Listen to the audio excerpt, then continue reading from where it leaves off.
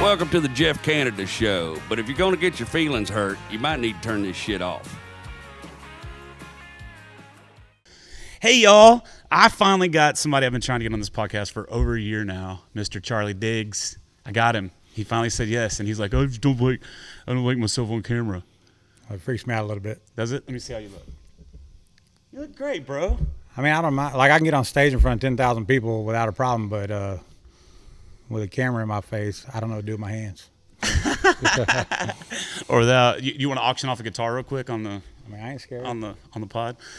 So Charlie's a promoter mostly in the Southeast Texas area, but he's been reaching out and doing some other stuff in Texas. You just did Granbury. We did you did Stephenville for a couple years. Madisonville. Madisonville. I always try to stay more local because I was a single dad with custody of my daughter. So all the opportunities that I got to go out of town, even with Toby Keith, they wanted me to go run their location in Orange Beach in New Orleans, and I had to turn it down. But once you got graduated, now I'm free to do what I want. Now you're doing what you want. You got this big, awesome place. He opened up this place called, what's it called? Guitars and Classic Cars Ranch. Guitars and Classic Cars Ranch. And we've already thrown some events out here. We did the festival with Jason Boland last year. You got a new one coming up. John Wolf, Jason Boland, Bart Crow, all those guys, Yep. You got a new one coming up in March. That's your next big festival? The next big one will be Texas Birthday Bash. Clay Texas Walker, Randall King, Braxton Keith, Dylan Wheeler, all those guys playing it. Awesome. And then follow that will be Music and Mudbugs. But in between that is the other one. It's not my festival, but I helped them since day one, is the BTR Throwdown. Shane Smith and the Saints, Uncle Lucius. It's going to be a good one as well. I did that. It's always a good time. 2 years ago with Gary Allen. They're a fun group to work with. They're great people trying to do great things for kids, cancer and stuff. Yeah, that's a big one. It is. Like because Whiskey Myers did it, right? Like in 2020? We had Whiskey Myers, Gary Allen, Aaron Watson, Frank Blackberry Foster, Smoke. Blackberry Smoke, you name it. I mean, it's steadily growing. Jeff Canada. But yeah, for sure. That was a huge hit, I mean, let's be real. Everybody knows when you get up on our stage, they're going to have a good time. I've never had a complaint, even when you play City Hall in front of all them people, singing songs about narcotics. Not one complaint. That's the funny thing about that. The funny thing about that morning was, not, just to distract what happened the night before. We can talk about that in a little bit if you want. But that morning, it was really cold outside. It was like 40-something degrees. It was windy. I was on the struggle bus big time because of what happened the night before. And we did Too Far Gone, and it has the word cocaine in it. But that was, at the time, that was my radio single. Yeah. And on the radio, we edited out the word cocaine. And that day, I edited out the word cocaine. I did not say cocaine. I did not say it. No, I know. And the girl just knew your song, so she's like, I can't believe he just sang that song. Exactly. And I said, well, he didn't say it, did he? She goes, I don't know. I wasn't paying attention. I just knew he sang the song.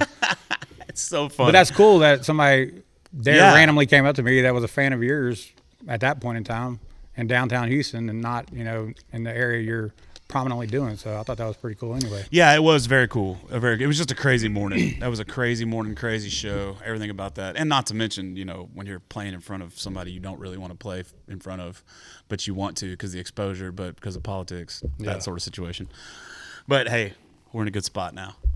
So the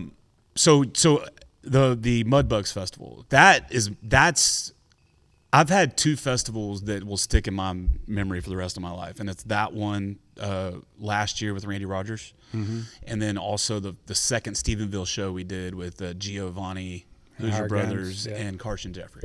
I mean, the cool thing about both of those festivals was that at any given time when you went backstage, all of the artists were there hanging out. Yeah, all of them.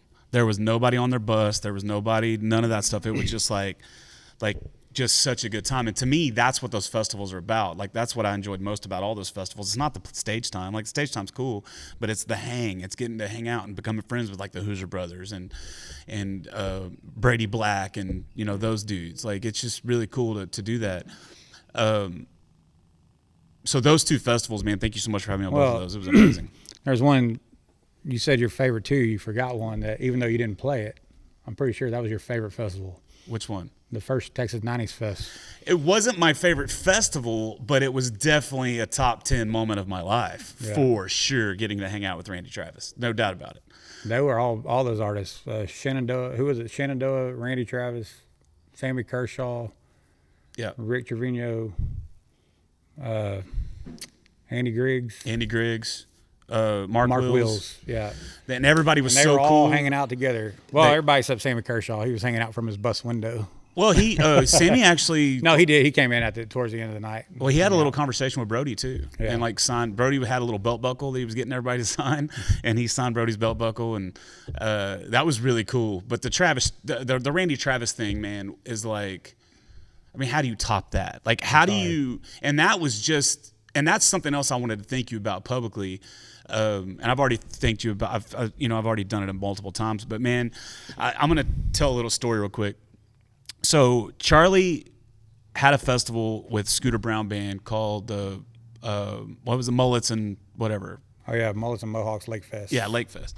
And Charlie was like, "Hey, I want you to open up this festival." And I said, and it was right when you and I first started working together. And I was like, "Okay, cool, let's do it." And then I sent you a text and said, "Hey, can I bring Philip along with me?" And I was meeting Philip Smith, my guitar player. You thought I meant Philip Griffin. Yeah. And then you asked two more people. And now I'm on a song swap for an hour on a festival. And I immediately, my first instinct was to say no. Like my first instinct said, you know what, never mind, dude. If it's going to be just me and four dudes up there, I'm only going to get maybe one song, maybe three songs each.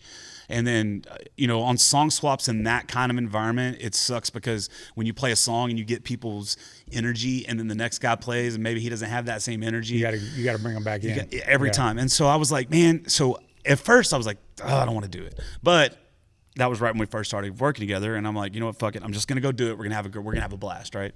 Well, that day that's the day I first met Scott Brown. That is the first day that I met Scott Brown. And so because you got me to do that festival, all of these other things kind of happened. It was like a domino effect. I got to go to Delaware and play a show with Scott. I got to, Scott and I become good friends. We text each other and we build each other up and support each other. And then he's literally one of the best dudes in the industry, man. He doesn't care if you're playing for $75 in front of 5 people. He's going to treat you with the same respect as he does when he goes and plays with Travis Tritt that night. That's who he is. He's never big time me, not one time. He's always given me solid advice. I mean, one of the most life-changing things that have ever been told me, he's the one that told me, and that's kind of changed my whole career.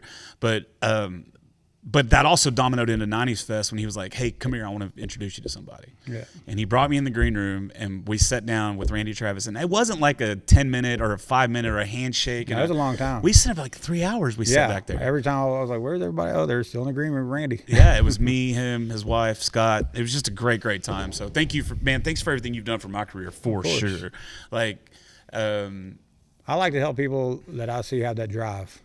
And that drive, not just in music, it's period. If I see people out there working their butt off, that's who, when they need help or I feel like I can help them in any way, that's who I'd rather help than the people just sitting there waiting on a handout or why ain't my phone ringing to book me, Well, you need to get out there and start knocking on doors to book yourself, That's the way I feel. Work hard, get paid. Yeah, and that's the one thing that's the one thing that like attracted me to you was like I see how hard you work.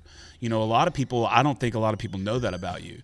Is like, well, they just see my social media and think it's just life's a big party. They don't realize I'm 9 a.m. to 9 p.m. at it every day. Right, and we were talking about that before too. Like, not me and you, but me and Ashley were talking about it. Was like how when I first started working with you, I had multiple people reach out and say like, be careful, be careful, be careful, be careful, be careful, be careful. And so the public image of you for some people is not the best, but that's just because you're like, I'm too busy and if I don't reply to them or I don't book them. Right. But again, as what makes me good at my job is I know how to do it. And that means if I'm booking you, you're putting butts in seats. If you're not putting butts in seats, why am I going to have you? Why am I paying you just to pay out? So those artists that come to me and, hey, man, put me on this, or the ones that'll come to me just out of the blue that I don't even know and expect me, like, we announced that Texas Birthday Bash Clay Walker show. I got bands with 100 followers. Hey, man, can you put me on there? I'd like to open up for Clay. I'm like, there's a process to this, man. You don't just jump. You got to start and work your way up there. So I appreciate the people that do that. And those people that hate on me, let them, hey, Yeah. the world, it fuels you. But at the same time, it used to bother me, doesn't anymore at all. I'll go tell you, go ask them to actually bring one person to my face that I've ever done wrong, because I've cared about that from day one. I don't want my name to have anybody as far as doing wrong. They may have hearsay, or they may make up or hear some rumors. They ain't got any facts. I promise you that.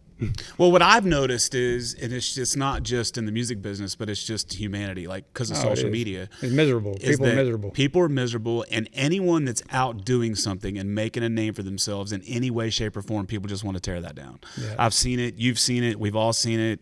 We've seen artists get talked about that have done nothing but, be great people. Mm-hmm. Well, look, prime example. Houston loved J.J. Watt. I mean, loved him. There was not one person to say anything bad about J.J. Watt. When J.J. Watt decided he was going to raise money for the hurricane victims back in 2017, bam, half the city hates him now. Mm-hmm. Like, because he's doing something good. You literally, if you don't want any haters, don't jump in that world. Yeah, don't do anything. Don't do anything.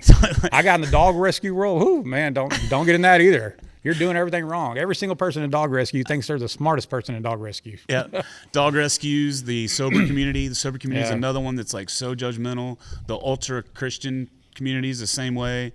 Like, everybody's just so judgmental about things. And I'm trust me, I thank God every day for what He's blessed me with. And I don't know if people know it or don't, but I barely ever go to church. I grew up going to church Sunday morning, Sunday night, Wednesday night. We didn't miss it no matter what. And now I feel like, when I was in Cyprus, I started going back to church. And I felt like, hey, I was out the night before throwing this big concert, and they're seeing this party. Then I'm walking to church, and people are looking at me like, well, he shouldn't be here.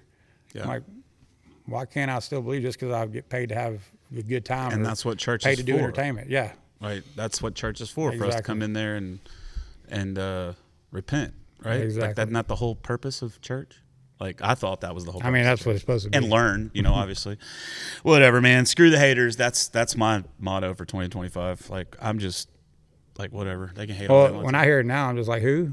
Like 9 times out of 10, I never even heard of the person. Yeah. Like, I don't even know who that is. They can hate me all they want. Yeah. So let's talk about throwing concerts. You've been promoting for how long now? This is coming up on 18 years. 18 years. Do you remember your first festival? Yep. What was it? So I did a lot of bar shows, but my very first festival was Jason Cassidy. We did a festival like on a July 4th weekend. This is how young and dumb we were. We did it at Tumbleweeds on Kirkendall, and it was an all-day Saturday deal. So we had bands inside, outside stage, and Scott, Phillip, I think all of them played it. And me not knowing, hey, don't throw a festival outside in July. It was hot. It was hot. We were all burnt. But for the event, it still did fairly well. My next one was Norton's in Willowbrook. They're like, hey, I was doing their music. They're like, hey, man, you want to throw a festival? I was like, yeah, I'm down. So actually I had Cody Johnson headlining that one. It was either 2010, 2011, something like that. And then it was along the years, people were hiring me to do the festivals, kind of like the bars would hire me to come in and throw the shows, and it'd be like, hey, you're just getting this percentage, or you're making a flat rate, whatever. And then down the road, I was like, well, I'll just pay the bands. That way I'm getting the overhead, not the overhead, but the other 20% out the door. I'm giving them 80, I'll take the 20, and that worked out better. After a while, I was like, well, instead of just working for these other people doing the festivals, I'll throw my own festivals. So it just kind of grew and grew. Yeah. And now everybody wants to be a promoter. Yeah, don't they? I'm tell you right now, there's a certain somebody, I can't even think of his name right now, but he tried to do it a year or two ago, and he was one of the guys that was always come to my festivals, want in for free, and then want to follow me around the whole time. And then he's like, he started working for another guy, which that went south real quick. So then hey man, I'm starting my own thing, and I'm going to throw it at where you throw your mud bugs at. I'm like, oh, did you ask them? He said, no, I just figured I would just tell you. I was like, well, that's not how it works, man. You got to go talk to the property owner and actually get permission before you just start posting stuff, because he had posted where it was going to be at. That's what I think struck up the conversation. And he's like, yeah, I'm starting my own deal. I said, dude, I'm going to tell you right now, if you've ever listened to anything I said, your marriage will be gone. Your bank account will be drained. It will change your life, and it's going to take you years to get up to where I'm at doing it. It's not something to go overnight. And I still lose money. Don't get me started on 90s Fest and weather. That one year I was lucky, the first year, we sold tickets in 22 states. We had a lot of good sponsors, but the week of, when the online ticket sales were supposed to take off, they announced the weather going to be 100% chance of rain. How many times do you hear 100% chance of rain? Yeah, never. 100% chance of rain and highs in the low 40s. And the tickets went stagnant. Thank God for pre-sales. They saved us where I only lost like 13 grand. The next 90s Fest, I'm like, okay, we're going to do it different. We'll move it across town. We'll do it in a different season. It's 105 degrees outside. Who would have thought the very last weekend of September would have been that hot? I'm thinking, oh, next weekend's October is going to be beautiful like Fall Fest is every year. 105 degrees. I lost $48,000 out of my pocket. That's what I lost financially. That ain't counting my time that I didn't get paid for, the gas, the fuel, still paying all my staff, paying everything else. It's a hard thing to jump into, and you got to work your butt off to stay afloat in it, especially in today's deal, because you know how it is. It's live music came back big time after COVID, but it's back on the downfall again. Wait, say that again. Down. Say that one more time. It's back on the downfall. So you see that too, right? Oh yeah. So everybody does. Yeah, that's one of the things that has really been kind of getting to me lately, is because, I started doing this back in 2006, and back in 2006, now I wasn't playing my own stuff. I was doing covers, but I was performing, and I was doing it full time. This is my job. I was doing this before that, but in 2006, I started doing my full time job. But back then, I could get on a stage, and by the third set, it would be like a rock show, even at a cover show. And then I wouldn't even have to sing the last set. The crowd would be singing all the songs, right? Oh, yeah. That's the way it used to be. And then in 2008, it kind of started a downfall because of the economy. Then it made a comeback. But since like 2016, 17, it started to really fall down from what I saw. Yeah. And then you're right, coming out of COVID, it took a big time surge. I mean, that's right when you had Whiskey Myers out there, and I think y'all sold 15,000 tickets or something for that show. Yeah, it was packed. Well, I had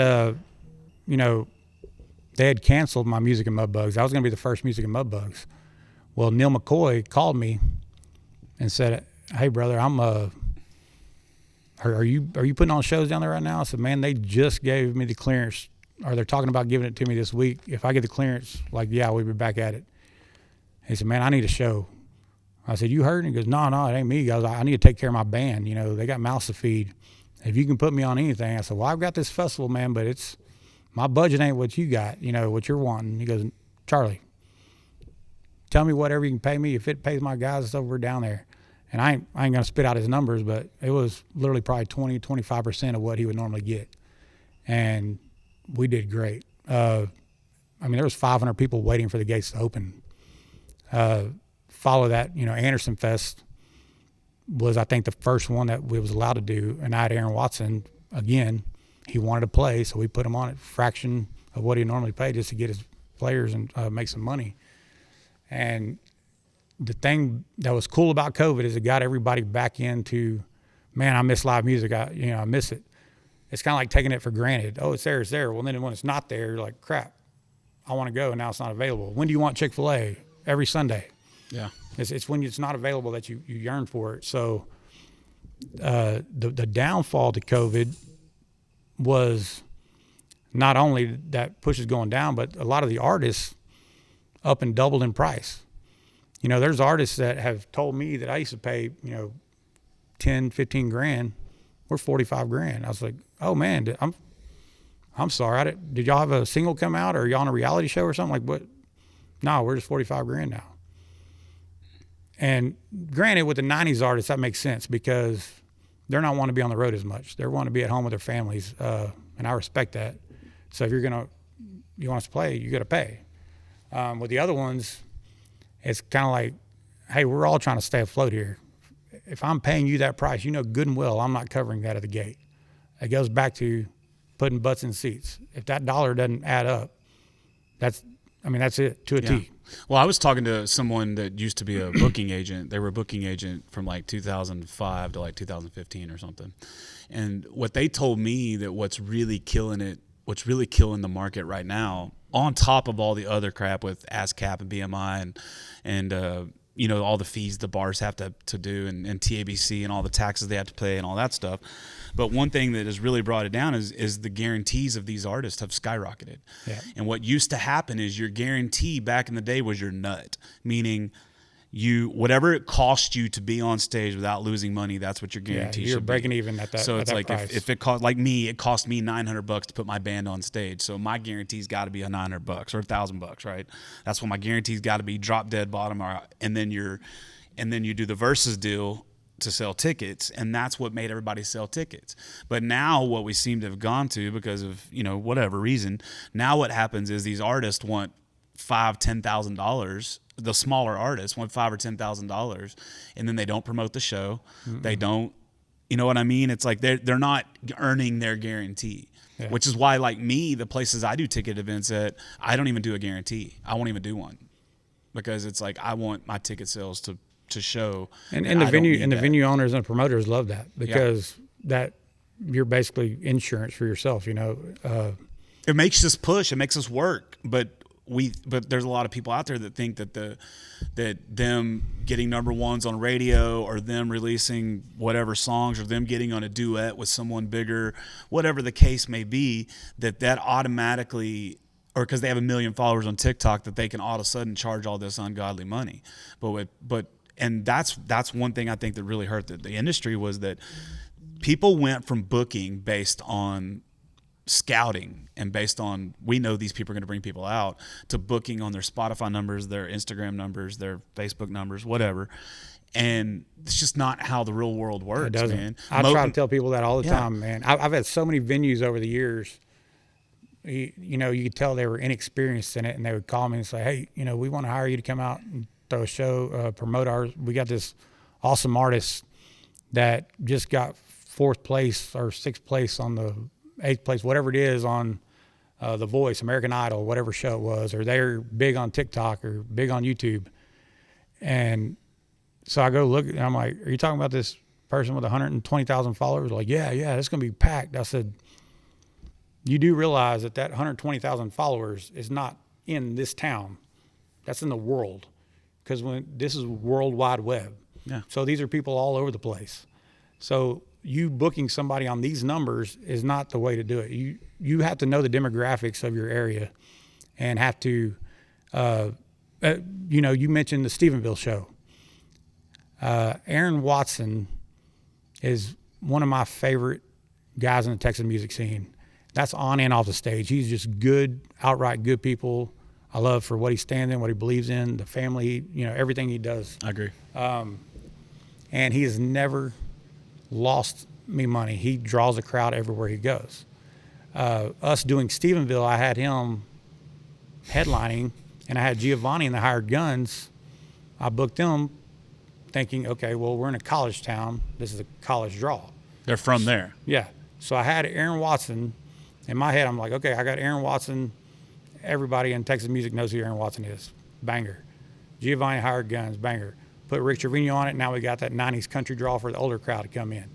And then another couple college guys and you, and I can't remember who all played that one. But when I see that a lot of the people just pour to the stage for Giovanni, that speaks for the demographics. Like, this is a college town.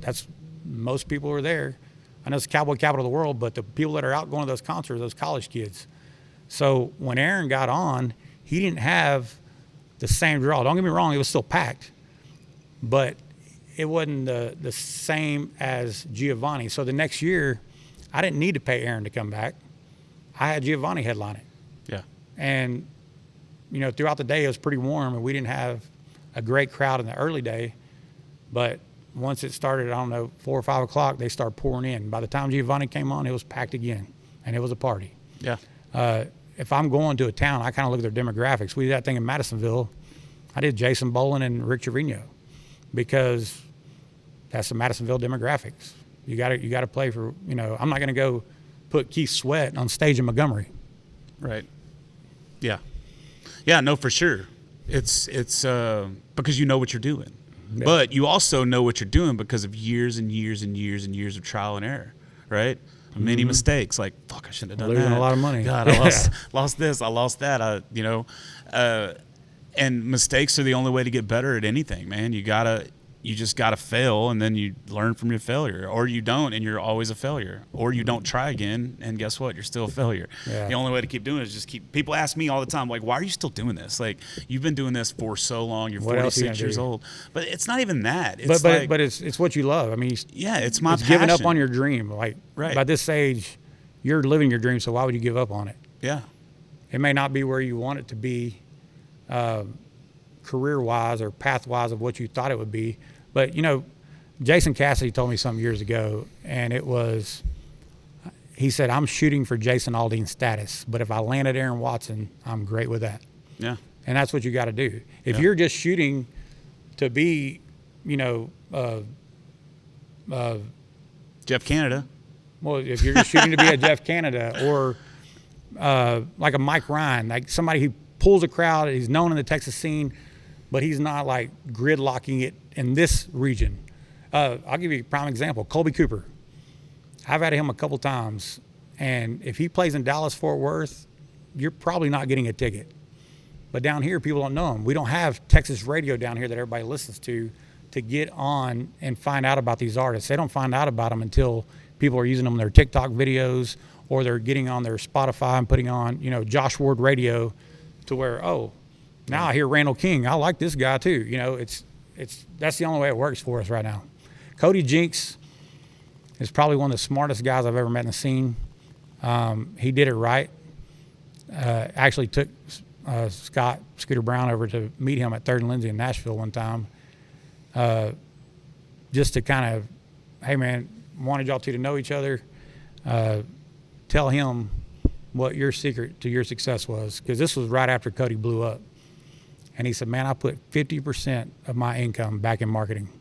He goes, no matter what it was, no matter how bad I was hurting or needed the money on this side, I put 50% and acted like that money wasn't there. And for probably 3 years, you couldn't open up social media without seeing Cody Jinks. And it worked. I think I told you this before. I used to pay him $600 at Mazone Saloon in Cypress, and at $800 at Toby Keith's I Love His Bar and Grill in Houston. He would pull up in about a 76 Winnebago that ain't had a bath since 86. And he would come in and play a show, and I'm like, dude, people need to know how good this guy is. And Daryl Dodd's the one that turned him on to me. So a couple shows in, and I see our crowd, they're growing. I called Mike Krug, that was his booking agent at the time, and said, which I think they're still together now again. I called Mike Krug and said, hey man, I'm ready for another Cody show. He goes, all right, well, we don't want to do a guarantee this time. Let's do 100% of the door. I said, well, you can get 100% of the door because I get 20%. He goes, fine, Charlie, let's do 80% of the door. I said, all right, deal. He walked with like $27,000 that night, going from $600, $800. But he's marketing, and that's what it takes for any of these people. And it's kind of like I tell venues or people that like, oh, I don't want to spend any money on marketing. Then don't do it, because this is something I've used for years. What good does it do to have George Strait playing down the street if nobody knows George Strait's playing down the street? Yeah. And you can market your butt off. I'll spend thousands and thousands of dollars on marketing festivals, only to go have people go on the I Love Conroe page and be like, man, I wish I knew. I wish I saw some. Why didn't he post anything? Why didn't y'all post anything? Like, yeah. Post and get people, do ticket giveaways, do all this stuff. And it's not always, like me, I know Music and Mudbugs is going to be packed. I don't have to spend the money, but I do to make sure that I don't have people like that missed it because they didn't know about it. Yeah. Well, it's also like Water. Everything is so, like everything is so fast now, right? With the news cycle, okay? Everything is so quick. The world is so fast. Like people move on so quickly. So it's like you're going to throw a festival in, let's say, November of next year. Like you're looking now or in the next couple months who that headliner is going to be. Yeah. And you could pick that person, but something could happen over the next 3 months to make that person completely irrelevant, or they could do something that makes them, you know, the enemy. Or there's just so many things that can go wrong because of how quick everything moves forward so fast. And it's just like when you take the Oliver Anthony thing, right? Just use him for an example. That dude, that we've never seen anything like it. No one. Anyone that says they have, they're full of shit. And also, that guy is not an industry plant. I know people that know him, including Scott, or that have met him, and say he is advertised. The guy is definitely not an industry plant. If he was an industry plant, he probably wouldn't have put out that video that's gone completely haywire about Parker McCollum, which I don't even think he said. He didn't say Parker McCollum. He said, I think it was at this festival, so maybe it wasn't Parker McCollum, but whatever. Who gives a shit? But it's like even that guy, the guy that shot to the stratosphere like we've never seen ever, ever, ever before, even that guy is kind of like, he's not selling out stadiums. He had some of the worst numbers at Houston Rodeo. Yeah. But if you'd have got him right then, Yeah. it'd have been great. And that's why I tell everybody, like, timing is everything. You know, I had Chris Stapleton booked at Mazone Saloon in Cypress, 1,000 capacity. And he had that one song that I put that record on or whatever. Yeah. And I was like, dude, I like this guy, man. That's an amazing voice. He's going to do big things. And I knew he was a songwriter. So I was like, let's book him. $3,500. Contract done. He goes on the awards. 6 awards on the CMAs or whichever one it was. So I called, hey, man, that was great for y'all. So we're still good for the show, right? Like, yeah, it's going to be 150 now. Yeah. I was like, dude, they bought it out of the contract and then turned around and it wasn't even a month after that, he was 350. Like it was Zach Top. Not even 6 months ago, he was $5,000. You ain't getting him for less than 150 now. I can pretty much promise you that. Yeah. Well, good for him. I mean, I think it's awesome when they get to that point. My issue lies more with the people that aren't there yet. Yeah. My issue lies the people more that aren't there yet but want to be there. That have inflated thoughts of themselves and what they can do. And whenever we first started working together, I remember I talked to you. I said, listen, do not go oversell me. Remember that conversation? I said, don't go out and get me $10,000. Oh yeah, at a show. And I wouldn't. Just so we can get $10,000, because I'm not after $10,000. I'm after $100,000 from that venue. It's know your worth. Yeah, and if your worth is here, you need to know that, or you're never walking to that venue again. That venue doesn't want to lose, $5,000, $7,000, whatever it is on that show because you didn't perform. Yeah. If I'm paying somebody $10,000, I expect $12,000 minimum dollars to walk through that door. Yeah. Yeah, it's nuts, man. But what do we do? If you're an artist right now, let's just speak to just artists. Like if you're an artist right now and there's 150,000 songs a day being uploaded to you know that, right? 150,000 songs. I thought it was a week. It's a day being uploaded to streaming platforms. You have, because of Cody Jinks and because of Cody Johnson, and some others, the secret of Texas kind of got out, right? And so you had how many people moved here during COVID? How many people moved here before COVID because they wanted to be part of this scene? Well, they see it as, hey, Nashville's hard. I'll go to Texas. That'll be easier. Yeah. And like you said, you can go get your number ones on Texas chart and stuff, but that's not really going to do much for you in Nashville. What they want to see is your social media numbers.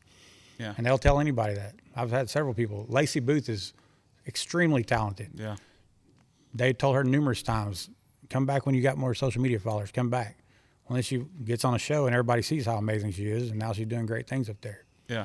It's just crazy. It's a crazy world we live in right now. And, we've talked about this. What I decided to do is I decided to shut down the full band thing and just focus more on the storytelling and more on the acoustic shows, because I think that I'm good at the full band thing. I mean, I've done tons of them for you. We do good at it. But I don't think I gained fans from those shows. I think I gained more fans from doing the listening rooms. I think I gained more fans from doing acoustic shows. That's my personal belief. And the one that put that in into perspective for me was that Randy Rogers show. You know, I know that Randy Rogers show, you did that for me. You did that as a favor to me, and I will be eternally thankful for you for that. One of the best nights of my life. I mean, we got up there and played in front of 7,000 people. Yeah, we were on the side stage, but we were going through the main PA. I was going to say, you're literally right next to the big stage, like, and had the same sound system. Yeah, it's like, and you didn't see me complain. I was like, let's roll. And, but I gained like nothing from that. Like the experience was unbelievable, but I didn't. But the people out there knew your name. The thing about a festival, or if you're not in a listening room to where you're there for the music, you're not picking up your phone and going, "Hey, I need to go follow this guy right now." Right. And then the next day, you're kind of out of sight, out of mind. Right. And so But they'll remember your name when they hear it again. Yeah. So that is what you gain. You do gain something out of it. You gain people that know your name. Yeah, And for that's what sure. it's all about, Yeah, is I'm not, branding. and I'm not saying that's a negative thing at all. yeah. I'm just saying I didn't gain 100 Instagram Yeah. followers. I didn't gain For like, sure. Like a lot of people already knew who I was. Clearly, I mean, this is my place, right? It just. And it kind of just made me realize, like, where am I gaining my fans? And I'm telling you right now, if you want to be successful in this business, it takes one of three things. It takes luck, meaning the Oliver Anthony thing, right? It takes money, meaning, I mean, we can go down that list. Or it takes dedication, hard work, and just doing it, right? That's the only and skill. Well, skill. Talent was part of it, right? But it takes those three things, right? You can have all the skill in the world, but if you don't work for it, it's not going to do 100%. anything for you.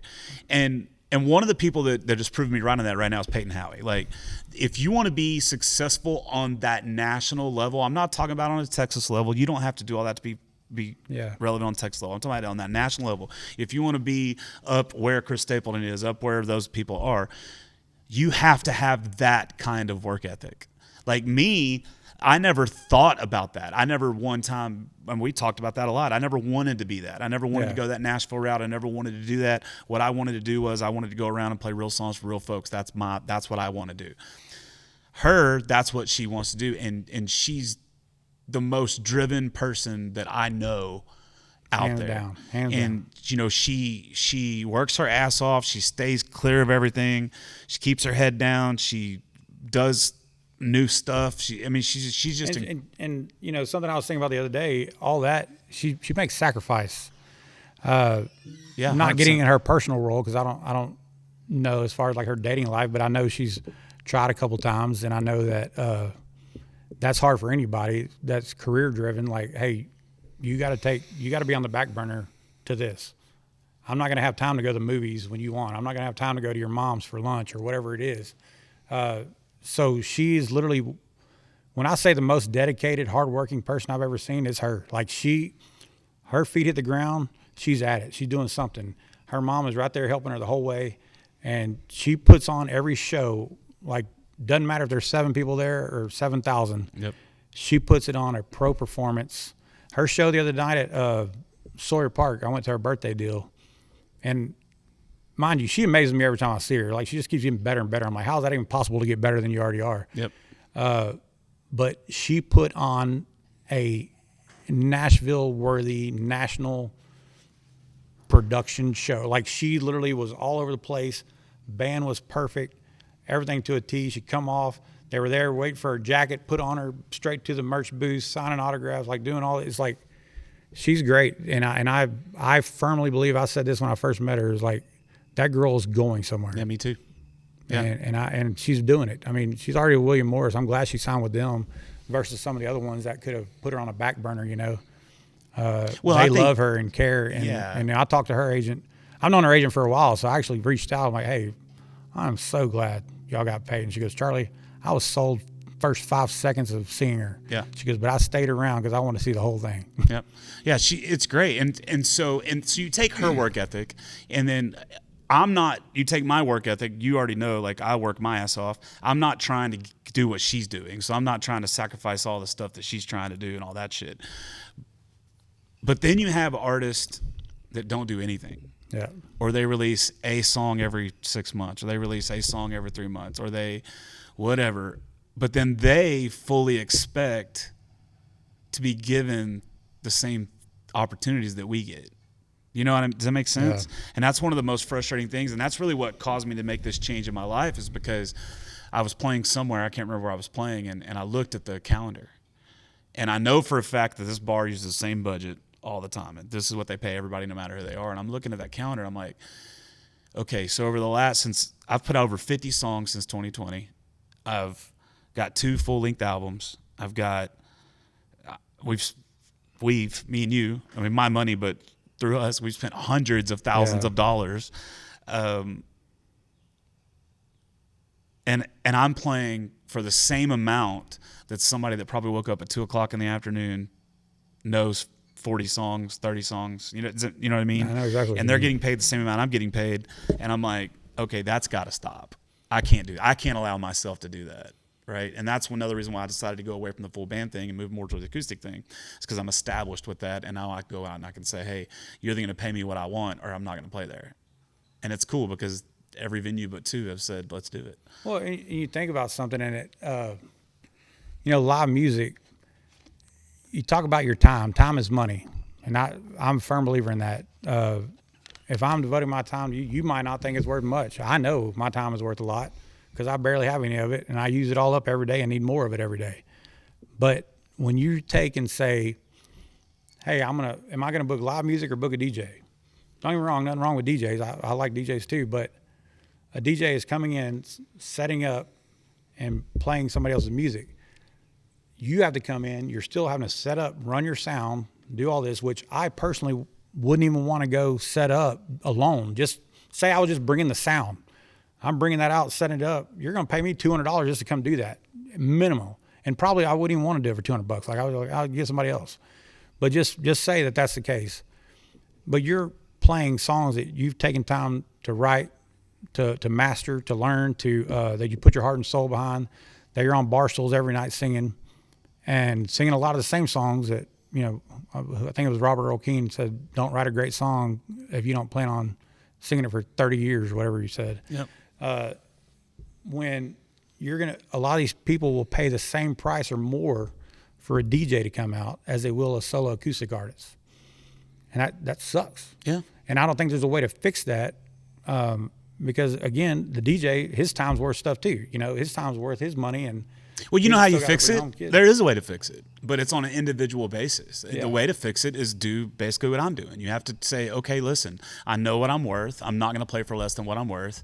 And basically what I told myself was, well, to be clear, and I know what you're saying. I'm saying the artists that aren't at your level. Yeah. The people that are, everybody doesn't know their name. They're getting up and they're playing gigs for $250, $350 when the same people can just get a DJ. Let's be real. Most of these places around here aren't listening rooms. They're bars. Yep. People are there to party and hang out. And if they don't know the song you're playing, they're tuning you out. Or you have to, and that's why I try to tell people all the time, you got to put in the work. I mean, you've seen what I can do in a bar. Yeah. You put me in a crowd, you put me a guitar and a microphone, people are going to pay attention. Period. 100%. End of sentence. It's going to happen. And that is why I'm able to do what I'm doing now and say, listen, if you want me, this is what it's going to be. And I told myself that if I couldn't get enough money to live by telling these venues no, that this is what my pay is, then I'm just going to retire and I'll call it a day. I'll go whatever. I'll go work in the oil field or do whatever I got to do to make money. Yeah. But I'm not going to sit here and show up and play 3-hour shows for $300 anymore. It's just not going to happen. I'm sorry. And I know there's plenty of people that will do that. And that's cool. But also, there's a lot of artists in this area that like to complain about people that play for cheap because it lower. That's not true. It doesn't lower. What you have to give the same way with you. I have to give you a reason to hire me. Yeah. I have to give you a reason to put me on that festival. I have to give you a reason to put me in this room. And also, if a venue's not excited to have you, then why are you playing there? Yeah. And that's what really hit me on the other night whenever you had the Barsh's Christmas party here, and I went to Shanahan's after. I got to Shanahan's. It's a true story. Now, Shanahan's, I'll just be about it. Shanahan's pays me $600, right, for a 3-hour show. I've been doing it all year long. Last time I showed up, they had a DJ already set up. I really needed the money more than I can even think. And I was like, hey, let's figure this out. Yeah. They ended up telling the DJ to go home. The owner made it right with him, and I ended up playing the show. I show up this time, same thing, a DJ set up. And this is after I just confirmed it 2 weeks ago. It's on the calendar. It's on everything. I go in there, and I see the DJ stuff set up, and I'm not even lying, dude. I didn't argue. I didn't complain. It's not because I didn't need the money. I didn't argue. I didn't complain. I just looked right at the manager and said, I'm out of here. Y'all have fun. And I just turned and walked out. And I texted the guy that booked me there and I said, hey, you know, there's a DJ already set up. I'm going home. I said, thanks for the shows. And then he calls me and he's pissed. He's like, well, let's make it right. I said, I already left. Like, I'm not worried about it. Because the way I look at it and the way I'm right, he should have sent you the money. Well, I think if I was to pitch a big enough bitch, they would. But You shouldn't have to. Well, that was your night that you took off that you could have had another gig. I agree, but the bigger point in that was that's where my mindset is now is I don't want to play a venue that's not excited to have me. Yeah. I play venues. Some of these venues are so excited to have me, dude. They'll cone off a parking spot for me before I even get there. Right? They'll they you walk in, hey, we're so glad to have you. All the staff will buy T-shirts. Yeah, they got little cards on tables saying you're coming. Yeah, posters all in the kinds of restrooms. stuff. If a venue is excited to have you, they will not double book you. Right? Right. I mean, mistakes 100%. happen for sure, but if they're excited, they're not going to double book you. They're just not, because they want you. And if you're getting double booked, it's because they don't want you. They don't care. I'm not saying that they don't like you, but they don't care if you're there or if I'm there or if somebody else is there. And that's what we have to eliminate, in my opinion. We got to eliminate those gigs. We got to eliminate the people that are just putting people up somewhere just so they can say they have live music, but they don't promote it.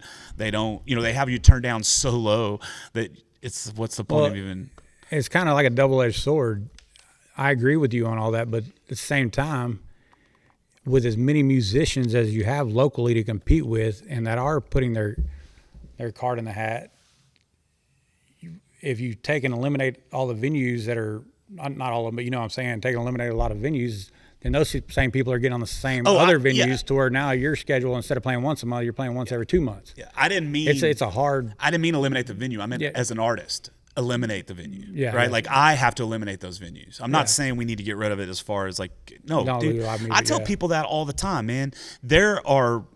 Every band out there that has took the time to learn a song, or write a song or whatever, every single person out there on every skill level needs to have somebody paying attention to that. Mm-hmm. They need to have a place to play. They need to have a platform. They need to have a place to do that, right? Because you're never going to get to that next point if you don't do that. Because I don't care who you are, how good you are, you're going to suck. Oh yeah. At the beginning, because you don't know how you don't know mic dynamics. Yeah, you don't tone know control, all that stuff. It's all that stuff. And you got to look at it as work. How many artists go to a show and it's immediately a drink-a-thon? Mm-hmm. Like you're there to party with them. Well, then the next day you're hungover. You scrounge up out of bed finally, if you take a shower, whatever, and then bam, you're on to the next gig, barely making a post about it. But you didn't do anything for your career between that except for make that check to make it to the next gig. Right. That morning you should have been up and at them and calling around, getting more bookings, doing whatever it takes. And that's where a lot of people I think fail. And there's a lot of very, very talented people that we both know that could be a lot further than they are if they took it more serious and not as a party all the time. Yeah. Or not chasing women or chasing dudes or whatever their case may be. I say it all the time. I look at an artist and I'm like, man, if they would put my work ethic in that person, they would go all the way. Yeah. And that's what's good about Peyton is she captured all that in one person. She's the whole package. Well, and Cody Johnson's that way, Yeah. When he first came out years ago, pay him a couple $100, come do a show. I think I even gave him $100 to open for Josh and Scott one time. But he used to do a lot of shows with Cassidy too. But people started saying, George Strait's the king, and who was it? He's on the wall over there. Easton Corbin. Oh, yeah. I like Easton Corbin. Great dude, super talented, but it was rumored for a while that he was the next George Strait. And I said, absolutely not. And people were like, do you think Cody Johnson's the next George Strait? I said, no. Cody's going to beat George Strait. What do you mean? I said, well, Cody's a songwriter. He's a performer. He's an artist. Like he's the entire package, and he has great work ethic. He knows his dream, and he's chasing it. I said, George has a lot of those attributes. He's not writing songs. He's not a dancing chicken. He's getting up to the mic. You're not going to a George Strait show to party. You're not going to Chris Stapleton, Jamie Johnson. You're not going to party. You're going there to listen to music. You know how many times I've been to because I like Jamie Johnson and Chris Stapleton, and I've been to their concerts. People are like, man, he's kind of boring. He don't even leave the mic. Like, do you even know who you came to see? Yeah. You didn't come to see a show. You came to hear a show.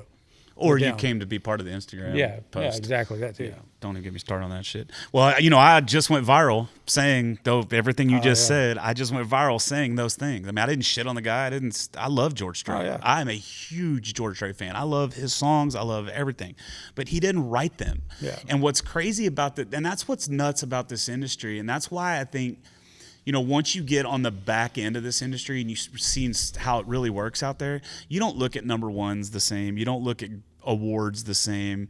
When I was a kid, those award shows were like the shit. I remember like the VMAs or the CMAs or the Grammys. We'd watch every single one of them. Award, yeah, and it was like, dude, this is so rad. Like this, I want to be that someday. I want to be that someday. And now it's like, it's once it cheapens it. Right? I mean, it's still cool that they got it, and I know our fans want to see that. That's what somebody told me one time. Linda Wilson with Texas Country Music Association. I was up for an award, and I was like, I don't give a shit about awards. And she goes, I know you don't, but it's not about you. It's about your fans, and your fans do care. And so it's cool for the fans, and that's what it's about. All of those award shows, all of those number ones, it's all drummed up by the labels to make people care more about those people. That's what it's all done. It's all fake. It's not real. Now, I'm not saying that guys like Cody Johnson don't deserve to be there. Dude, come on now. He 100% deserves to be there. And he's earned everything he's got. But I guarantee he looks at it the same way I do about those awards. It's like, yeah, it's cool for the fans. But what matters is what you just said about 5 times on this podcast. What matters in this industry is asses in seats. Yep. That's it. That's the number one thing. Asses It's in got to seats. be marketing all the way around. Yeah, if you're not bringing asses in seats, it doesn't matter how many number ones you have, doesn't matter how many Grammys you have, doesn't matter how many singing competitions you win, doesn't matter how viral you went on TikTok. If you cannot put asses in seats, you don't have a sustainable career in this industry. 100%. Just the way it is. I mean, you talk about awards. You look around here and see all these guitars and pictures and stuff. You don't see any of my awards. They're all stacked over there and in dresser drawers and stuff. It's like I'm the same way. I don't care about the awards. Yeah. I care about the impact of walking on stage and seeing an ocean full of people just having a good time, seeing the kids playing with their parents without having an iPad in their hand, doing outdoor stuff like we grew up on. Yeah. That's what when I get that feeling of, people, oh, you made $100,000 in one day. Pretty sure I worked on this festival for 9 months. Yeah. I just now finally got a paycheck for it. I didn't make $100,000 in one day. No, I'm saying Like I maybe have grossed $100,000 in one day. I'm saying me, like I've heard that comment a few times, but they don't take in, like I said earlier, they don't take in the fact, oh, well, you lost $45,000 this day, Right. But for me, what literally makes my night, and you'll see every festival, I'll post an ocean of people because that's what I like. You see me posting cars and dogs and stuff. I love classic cars. I love cars, period. I loved them all my life. I love doing photography. So I'll post pictures I just take that are good pictures. We do what we love and all that. I don't have my awards hung. I know I have them. I don't need to hang them. I'm not like, ooh, I got all these awards, so they're sitting over there in dresser drawers. Maybe my daughter will do something with them one day. I don't know. I don't need them. Same way as you. Well, that's one of the things that I told people right at not at the beginning, but anytime somebody has anything, and it doesn't happen anymore, but when people would say anything that was kind of negative about you, I'd be like, Charlie lives a loud life on social media for sure. It's what he does, but he's also one of the most humble people I know. You've never said anything negative about anybody else around me that didn't deserve it. I'm just kidding. You never have. You don't go around talking crap about the other promoters in town. You don't go around talking crap about like anybody. You just put your head down and you go to work. And also, dude, you have one of the biggest hearts of anybody I've ever met in my life. And I try to tell this to everybody. I've seen you bring in wrapped guitars to shows that you're not even a part of, to donate, to auction off, to make money for a benefit. I've seen that happen at least a dozen times in the last 3 years. And I'm not trying to like kiss your ass or anything to get it, because matter of fact, I told you last week that I don't want to be on any of your events, but it's like, I'm not trying to kiss your ass to get anything, but it's like, that's the Charlie I've met. That's the Charlie I know over the last few years, is somebody that's got a huge heart that gives back to the community. I remember in And what first put your name on my radar was back in Hurricane Harvey, and Matt Mitchell owned the Flying Pug, and at that time I was hanging out with him a lot, and you're like on a boat and you're like going out and helping people, and it's like, how many people didn't do that still have judgmental things to say about other people? Oh yeah, you know what I mean? Tons. And so I just want people to know that you do go out of your way and you have a huge heart for folks. I don't. I know you will never say that about yourself, but I'll say it for you. Yeah, I don't. People ask me about that stuff all the time. It's kind of like being in front of the camera. I just kind of pause up, like, oh, thanks. Yeah, no big deal. Thank you for what you do. No, thank you for what you do. I go. So you're not very good at taking compliments. I'm not. I'm not either.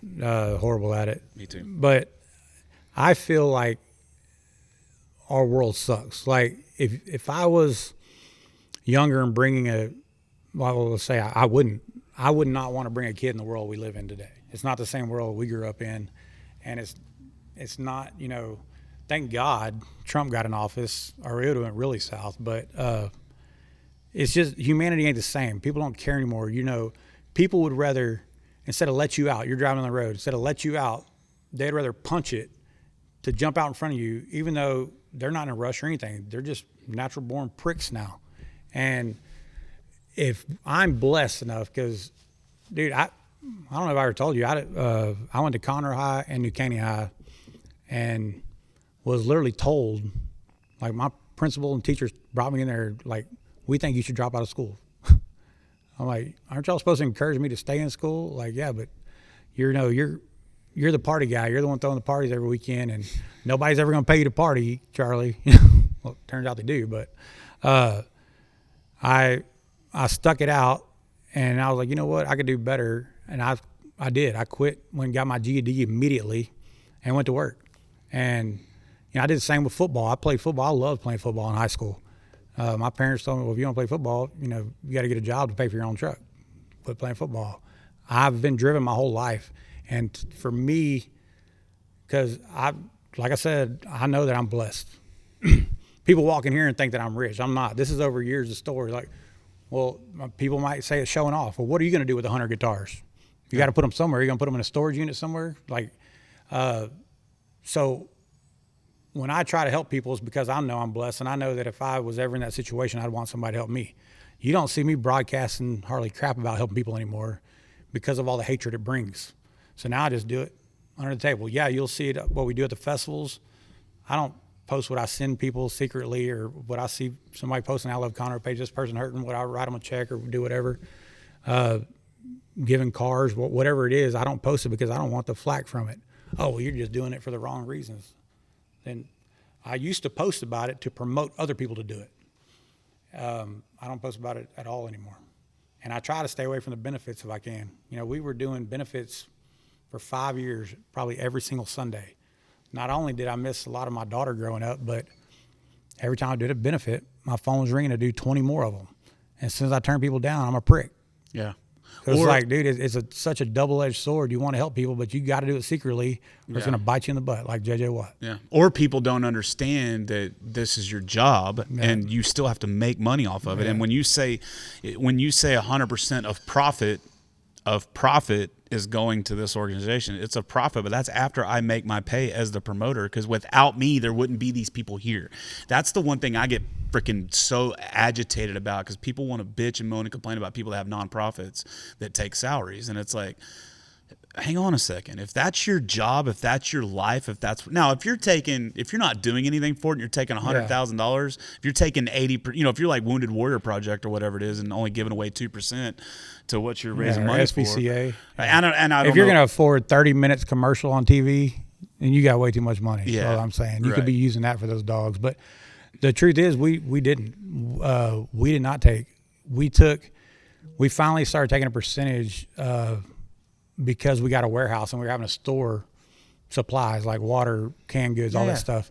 So we took 10% and heard all kinds of flack about even taking 10%. So it's like, dude, I don't even want to do this anymore. Like, no matter what we do, we're going to be the wrong person. Yeah. But they'll go here, these other people that are doing, keeping 40% or whatever. Not one of our people has ever got a salary. I've never once charged anybody a dime to do a personal benefit. If it's a foundation coming to me and they're saying, hey, we're going to throw this festival, we want you to come run it all and head everything up. Well, they're paying the artist, they're paying the stage, they're paying the production, they're paying rental, everything else. They can pay me for doing all the work. Is it the same price I would normally charge? No, it's drastically lower because that's my way of giving back. Yeah. But a lot of people have said over years, like, oh, well, he made his money from charity. Like, go find one person that I made money from and tell me that to my face. Because I'm going to tell you right now, it's not true. Yeah. Yeah, and people just talk shit. Oh, they do. And it's all miserable haters. You know, I got cars. Well, yeah, I do have a lot of trucks and cars. That's my passion. But you know what else they are? They're savings accounts. Those trucks sitting out there are for a rainy day. Yeah. I'll go spend money instead of, because if it's sitting there, it's probably going to get spent. I find stuff I need all the time. Hell, on this 20 acres over here I'm building out to be a venue, trust me, when I say I've spent money, I've spent money. Oh, but yeah. I'm just nonstop grinding, whether it's with the music or flipping cars or doing whatever it is. And, you know, it paid off. COVID, I had to cancel all my events. I was stressed out for a year. Like, how am I going to make it? But I had like 12 cars sitting there. Like, okay, I'm going to sell this one. I'm going to sell this one. Bam, I got money to survive on. I got money to survive on. That's all they are to me is savings accounts. Well, not only that, it doesn't need to be justified. Like, Oh, I know. I don't give a shit if you know. I only justified you because we're talking about it. But trust me, I just laugh at people now. Yeah, like I know you work your ass off. Like you party hard too, but not like you're not doing like cocaine off strippers and stuff. But like you party, you'll throw down, you'll drink some drinks. I've seen it, but it's like you literally. Every time I've ever been to a festival that you've put on, only time I've seen you sit down one time, and that was the day that you and I both almost had a fucking heat stroke Oh, July 4th, New Caney. with Gary Allen. Yep. Like, Yeah, we and got in then- a bar fight after that night. When I was in an ambulance an hour before that, couldn't even walk, and then bar fight. I couldn't do anything. Like I was. dude, 2 long hours story after short. that, you were on a freaking ladder on top of a pallet on a tractor pulling down stuff from the festival. Like right after you got out of the ambulance. Yeah. Like that's how I've seen you work, and that's why I have so much respect for you, is because you work like I was taught to work. Like you get up, you do what you got to do, and then at the end of the day, once you've checked off everything you had to do on your to-do list, it's time to relax, time to party, time to have some fun. Yep. Like that's the way it is. And you know what's really funny? If you don't do that, what are you working for? Right. What's really funny about the whole situation is the jealousy and the haters is it's very simple. It's you, it's me. What other people have to do, right? They have to save up money throughout the year so they can take a week off their job so they can go on a vacation and have a good time and then come back home to their lives where they're clocking in every day or whatever they're doing the same thing day in, day out. You and I have set up our lives where we don't have to go on a vacation. Yeah. You know, we work our tails off, but we also have set up our lives where I don't need a break from my life. I don't need to go on a vacation. Now, do I want to? Do I like it when it happens? Yeah. Absolutely. But like, my life is my vacation because I've set my life up that way to be that way. And from what I notice, a lot of it's just jealousy from that aspect. Oh, it is. But everybody's built different. I'll tell you right now, I would be miserable, probably weigh 600 pounds if I had been in a cubicle all day, 9 to 5. That is not me. I can't walk into the same place every day, hear the same phone ringing, the same smell, the same people, the same all that. I'm a go outside. Ask her. I can't even sit at home. Thanksgiving break, it's like, oh, you don't have to go to work today. I'm like, well, why not? She goes, well, you can stay here. I'm like, all right. 2 days after that, the next day, I'm like, I got to go do something. I got to be productive. I can't just have wasted days. Like I can't do it. Yeah. I can definitely have those. I can definitely have a day where I lay in bed and watch movies all day, but it's rare. It's rare, yeah. And most of the time when I'm doing that, I got my laptop on my, I got my laptop on my lap, and I'm or I'm working from my phone. Now, mind you, there is one. If it's nasty black storming outside all day, and I have the ability to stay and watch some Netflix and just do emails, and I'm good with that. Yeah. And I need that. Yeah, for sure.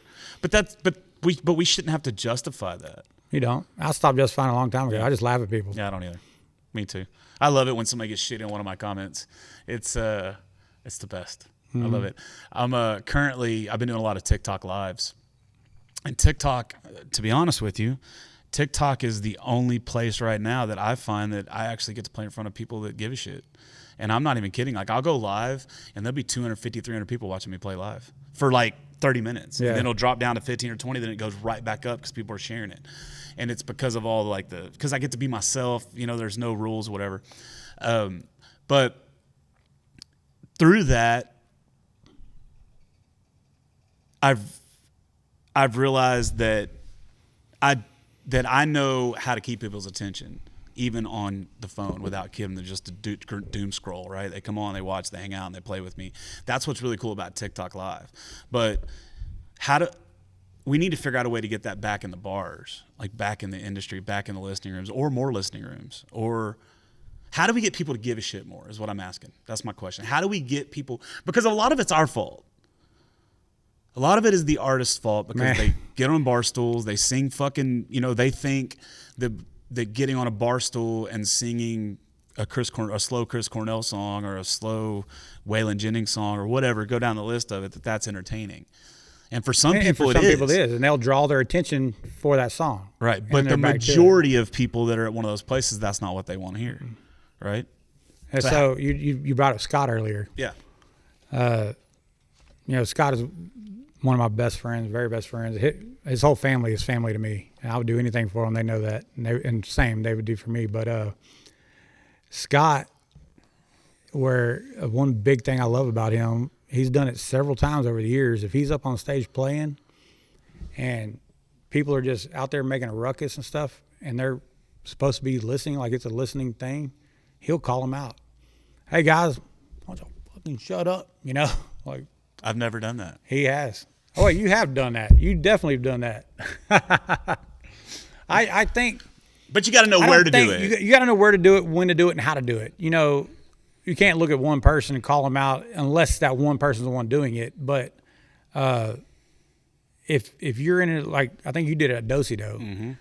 Well, Dosido, that's what it's there for. That is a listening room. Shit, I did it at Dosido. It wasn't even my show. It was Travis Tritt. And this drunk guy, every time Travis would start a new song, and it's just Travis solo acoustic. Amazing show. Travis is a phenomenal artist, phenomenal guitar player, all the above. But every time he would go to start a lick, this drunk dude, baby, close that suitcase you've been packing. And he's like, yeah, man, I'll get to it. I was like, hey, bro, we're all here to hear him, not you. Bam, he does it again. I about lost my shit. Hey, dude. One more fucking time. I promise you right now, about that time the manager came over there, I said, dude, I cannot deal with him. He's got to go, or he's got to shut up. Like, it's disrespectful to him, it's disrespectful to all of us that paid $200 a ticket to get in here to listen to this. So on that post that went viral, so I did a post that was at I opened up for, who was it? I can't remember who it was, but they were up there and they were playing like this. Oh, it was John Stork. I opened up for John Stork, and we're in a listening environment, right? And John Stork's playing a song that he wrote about his sister passing away. And it's just like this heartfelt moment, and I'm just sitting there watching it. And somebody captured a picture of me just being like completely enthralled with what's going on stage, right? So I posted on social media, it was a year ago. I said, this is how live music is meant to be taken in. Not watching it through my phone, not whatever. Dude, so many people, it got like 2.5 million views. Like it shared so many comments, and so many of the comments, most of the comments were agreeing with me, but there were a lot of the comments that were like, well, I paid $20 for that ticket too. I should be able to do what I want to do. What's your response to those people? They said they paid $20 for that ticket, so they should do what they want to do. Yeah. Then go somewhere else and do it. Like, if you're paying for a ticket, you know what you're paying for. You're paying to come in there and listen to somebody. I don't feel like those people have the right to mess it up for the rest of us. Yeah, it's a lack of disrespect for everybody else. But that goes it's to a humanity. lack of respect. Yeah. Lack of respect. Dean Dillon. For those that don't know Dean Dillon is basically who made George Strait famous. Wrote Toby Keith, Keith Urban, you name them, he's Tennessee wrote songs. Whiskey. Tennessee Whiskey. That's a Dean Amarillo Dillon by song. Morning. The Chair. The Chair, Marina Del Rey, Yeah. all of them. Well, Dean's a great guy. He's a friend. I've had him, 5 or 6 times come play. But he has this contract that says When I'm playing, it needs to be quiet, or I will not play. So we put signs up. This was at Mazon Saloon in Cypress. We put signs up everywhere, and when people came to the door, it said, "This is a listening room night. You have to be quiet in here, or you'll be asked to leave, no refunds." Everybody in the whole place being quiet except for one table, and it's like probably 5 or 6 people. And they're at the pool tables, which were closed, but they were just back there hanging out, and just kept. And Dean called them out from the stage twice. And I walked over there twice. The last time I was like, "Hey, y'all are done. Y'all got to." "Well, bullshit, I'm going to get my refund." I'm like, "The fuck you are." You know, walk them out the door, like almost had to call the cops on them. And they insisted on wanting their refund because they paid to come up there and party. I said, "Well, when you walked in, you saw where it said, this is not a party atmosphere. This is a listening room." Yep. So all you're doing is disrespecting an artist, and not just any artist, a phenomenal walking, living legend that everybody else there, most of them have never got to see before. They were stoked about the show. They're sitting here in awe, and the last thing you want to do is hear this drunk guy back here taking Jaeger shots, you know? Yeah.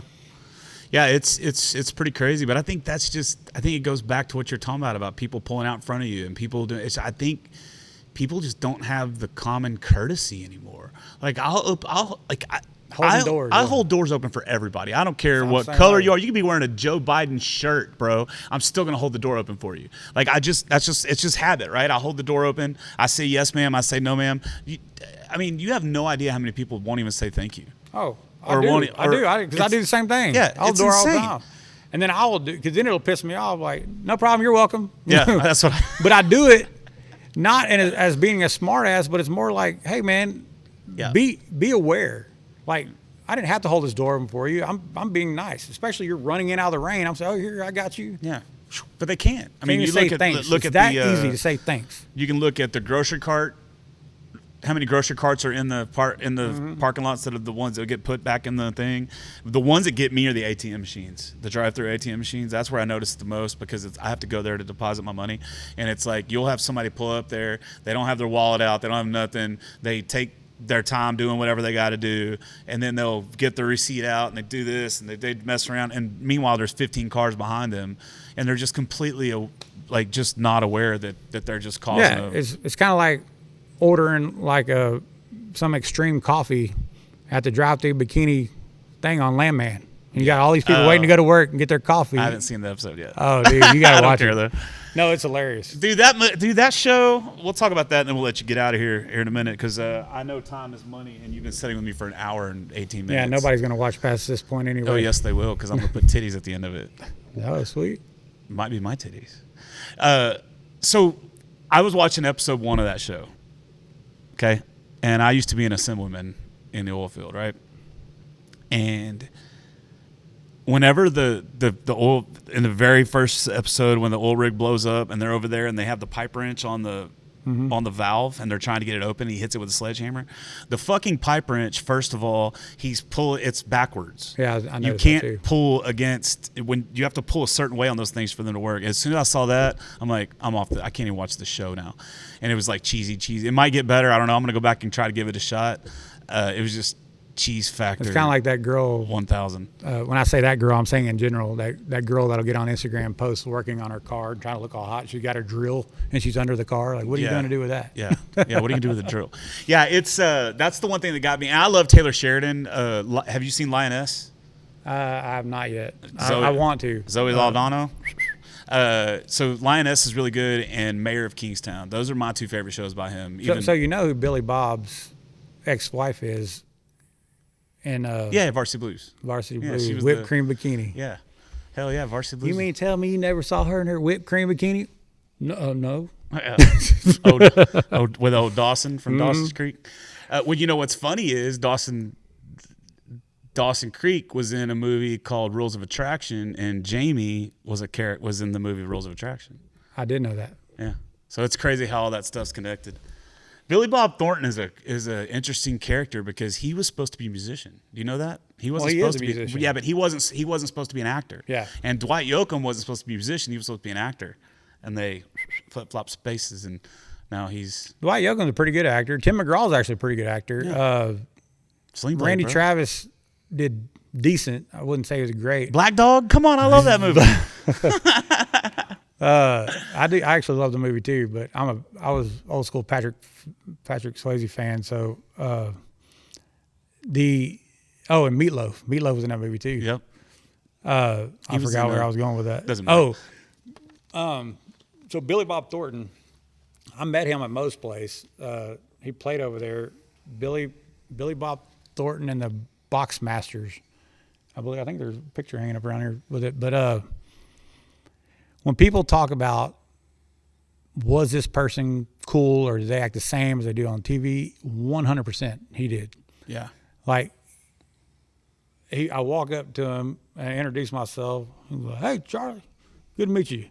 And we're talking. He's like, "You come out to see the show?" Yeah. He goes, "Well, what do you got there?" I was like, "Well, this is my daughter's Taylor guitar. I only let certain people sign it." He goes, "Well, hell, you gonna give me the damn thing or not?" Like the way he talks. Like, "Well, yes, sir." Yeah. Super cool. And a lot of people are like that. And then there's some that you see them, like some of the artists with a chip on their shoulder. And I hear those stories all the time where, you told me about a certain artist, a bigger Texas artist that, oh, he's a prick, and I'm like, I've never seen that side of him.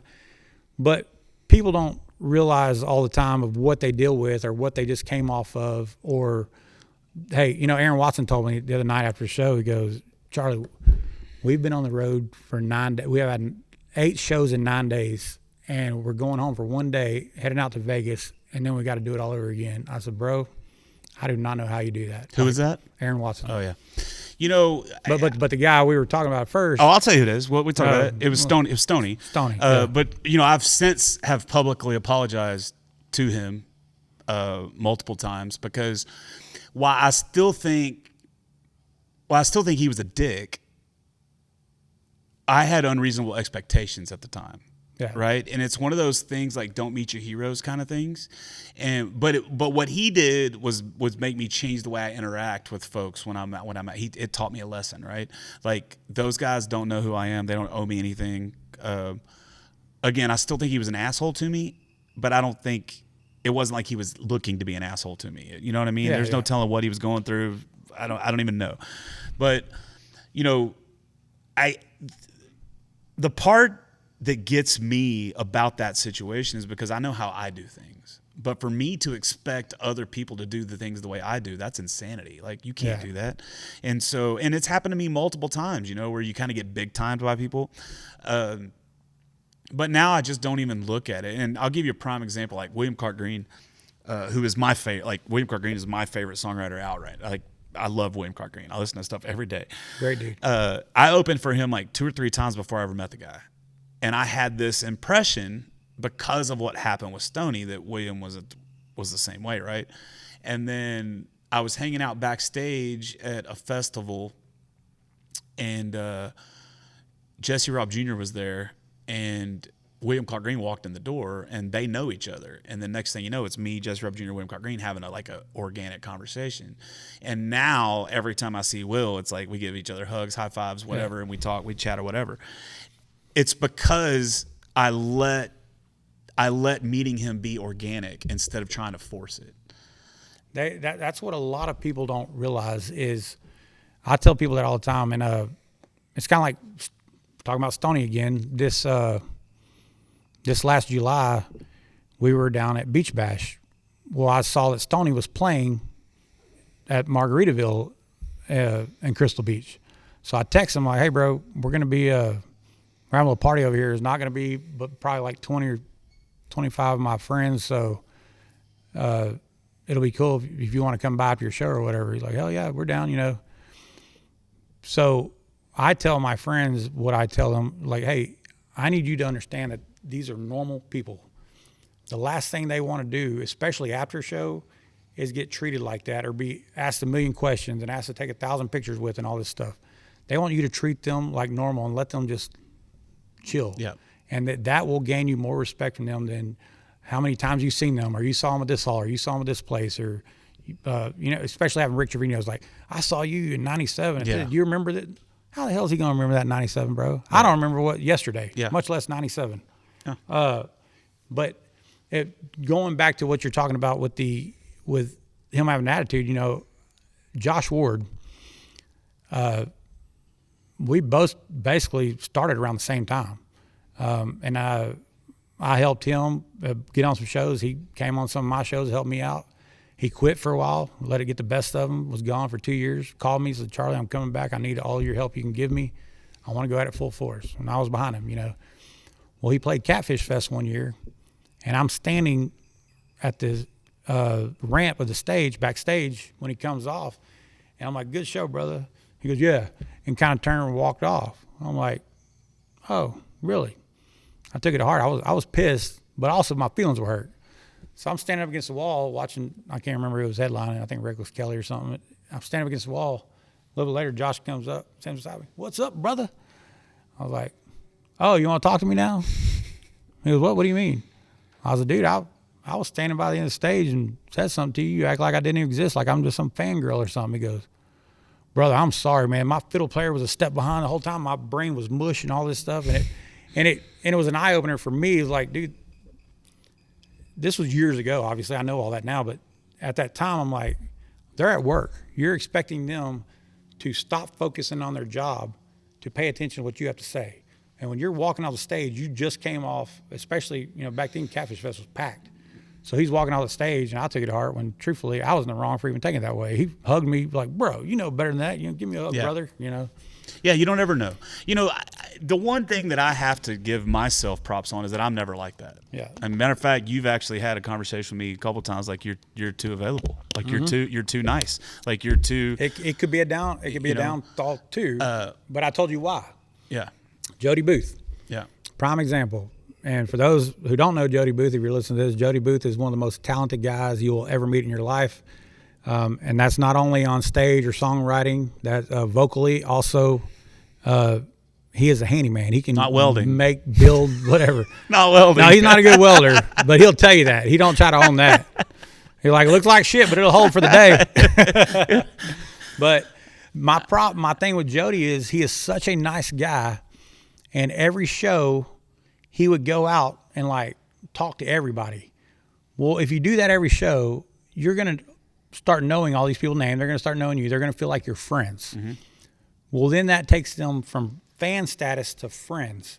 And what do friends want? Friends want everything for free. Yep. Now Jody's showing up at shows with a 40-person guest list and he's like, man, I just feel bad. They asked. I go, bro. He goes, well, they come out and support me. I said, how is that support? You're getting the door. That's not support. Yeah. That's like people asking me for dude, you'd be surprised at people that I don't even talk to.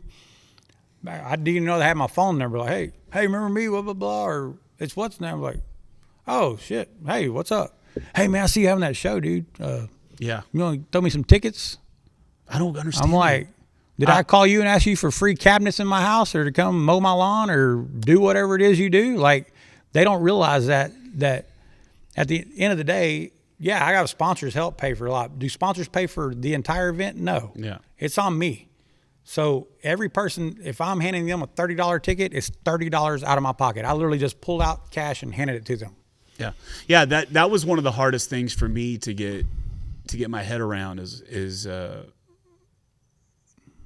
because I've always bought tickets everywhere. Like always. I've always supported. I've always bought tickets. And now, like, if I go to Do-Si-Do, they won't even let me pay to get in. They won't even let me. Yeah. In your festivals, I try to pay to get in here, and it was the hardest. But you know why? Because you don't ask. Yeah. I would much rather give somebody like you. Yeah, I would never. Obviously, most artists I let in free, but yeah. It goes a long way with me for not asking. Yeah, I will never ask. And people don't realize, they'll think that we're in good with the band. They put us on the guest list. They're like thinking that's cool. What they don't realize is in the green room, the band's talking shit like, oh, here we go. This moocher's again wanting on the guest list. Right. Like they don't realize, and I've heard that for years. Yeah. Every green room I'm sitting in, they're bashing the people calling them wanting to be on the guest list. 100%. I've done it. I've said it. I've got 4 or 5 fans, if you will, that try to get into everything I do for free. Or people that try to get me to introduce them to people. Oh, yeah. That happens all the time. I'm like, no, that's not how this works. I was in Steamboat Music Fest in 2022, and I had like 15 or 20 of my friends, and we were in the line to get up to see Shane Smith and the Saints. And I was sitting there, I was like, this sucks. We have to wait out here for this many hours just to get in to see this show. And, two of my friends, they were just giving me hounded, like, dude, just send him a message. He'll just send him a message. Just send him a message. Just send him a message. I'm like, so you want me to send Shane Smith a message saying that, hey, I got me and 20 of my closest friends down here. Can you do something? Like, in what world do you think that works? And why do you feel like I owe you that? Right. Yeah. And that's the biggest problem with people that get on guest lists. People that get on guest lists, they go into venues and they act entitled. I've seen it happen so many times. You go to a lot of festivals, you see them with VIP lanyards. And don't get me wrong, someone will do that. But that lanyard is more so just for you to have hanging around your neck. Right. That wristband is what matters to me, because you can take that lanyard off, hand it to somebody else, and they're back here and doing all this stuff. Yeah. So that lanyard doesn't get you anywhere. Speaking of that, we gotta up your security on your festival entrances, because I sat there and watched at least 40 people at our last festival walk right past the security person. Where? At the VIP? Yeah. Oh, trust me, that's already been addressed. Dude, don't even get me started on the hiring today of people and their work ethic on, like, you have one job. Can you just check their wristband instead of just the honor system? Yeah, sure. We all got jackets on. They have to have a wristband under there. It'll be fine. Well, that's what gets me about your festivals, because of how I am. By the time I take the stage at your festivals, I'm exhausted because I've already been out there just having a great time. But I also help out. Like, I'll see something needs to be done, I'll do whatever, because I don't know. I just can't sit there and not. If I see somebody struggling with something, I'm not going to sit there and let them struggle with it. I'm always like, hey, how can I help you out, Charlie? What can I do? And people wonder, well, why are you always on Charlie's festivals? Well, because I don't expect anything for free. I'll pull my part. Yeah. I bring people out. That's why. And you and I. And you're talented. That's, people think just because, oh, they're nice to me or become my friends or something, that they deserve a spot. Right. You still got to be there to be on that spot. Yeah. Or if not, what am I selling? It's fake. Like, I've got to, people know that when they come out, there's not going to be a bad band on that stage. Yeah. Yeah. I don't think I've ever seen a bad band on your stage. And I don't, I've seen bands I don't like, but I've never seen a bad band. Everybody's like, I have, and they have to be tight, and they have to move. Since we're talking about the festivals, I cannot stress enough how important it is to me. I don't want dead air. You better have a set list up there, and if you don't need a set list, fine, that's cool. But there needs to be music playing, and you continuing right into the next song. And then you're retuning and talking and walking around stage, and everybody's sitting here for 2 minutes with silence. Yep. I do not like that at all. And if people do that, I'm like, hey, there's I ain't say he's a huge Texas artist, but he's decently known that did that. And I said, bro, I love you to death. I love your music, but I can't do that. You have to keep it going or you can't play mine. Yep. So until you get that down, we can't do it. Well, that was one of the cool things about the cover band days, is what it taught me back in those days was how to keep the party going the whole time. And you watch our show, there's no stopping. I mean, there's probably one time within a set that I'll stop for about 30 seconds and say something, but it's usually about thank you. And if you're talking to them, Scott will stop during a set and say stuff. Shit, Cody stops, but what he's saying matters, right? And it's part of the show. Yeah. Yeah, I just like to get out there and throw down. So I have two questions, then we'll get out of here. One question is, what is your biggest piece of advice for people, not just for your festivals, but just for festivals in general? What is your biggest number one piece of advice if they get on a festival, how to act when they're at those festivals? They need to act pro. They need to I watch. Like, people don't think I watch everything, man. I watch as much as busy I am, I'm still always watching. Hell, I watch people that interact with my social media. I watch what friends don't support. Like, if I post something that's great for me or great for my family or great for my whatever it is, and they're not interacting, but then they'll tell me, like, oh, yeah, I saw you post that the other day. I'm like, couldn't even take a time to just do a little. And I know that's kind of sounds superficial, but that's the world we live in today. So you got to watch who supports you. There's people that I will, every time, and there's people I don't even talk to anymore. I ain't talked to in 20 years. Hey, I got a raise or promotion. I'm loving, like, dude, good for you, man. I push people to do that. But as far as at the festivals, I want to see them put on a pro show, not have breaks in between their songs, and market the shit out of it. And afterwards, go out there, be a part of it, not be a drunk fest. I don't need you out there getting hammered, because then all that does is make you part of the crowd. You're not part of the stage anymore.